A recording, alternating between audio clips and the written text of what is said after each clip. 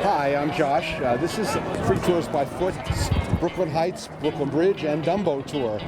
This is a pretty cool tour because we have three different areas. First of all, the Brooklyn Bridge is amazing and give a pretty good history of Brooklyn and the Brooklyn Bridge, the creation of one of the iconic things that you will see in New York City. Everybody knows the Brooklyn Bridge all over the world. It's the first great bridge built in 1883.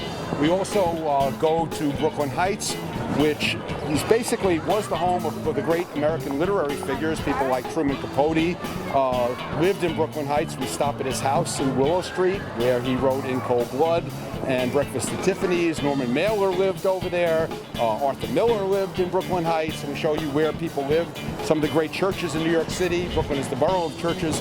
Are in Brooklyn Heights. St. Anne's Church is over there. The Church of the Pilgrim, where Henry Ward Beecher preached against slavery. He was a great abolitionist.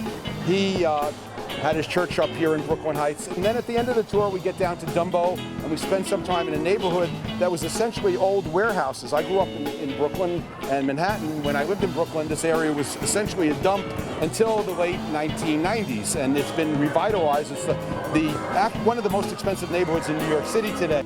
I just want to say that always try Free Tours by Foot because you don't have to pay anything. You pay what you wish. If you like the tour guide, you pay him some money. If you don't like it, well, it's up to you. So come on Free Tours by Foot and have a great time. And I really enjoyed it because I got to know a lot about the history and the architecture, which I thought was good too. And wow, so I saw another part of New York. That was great.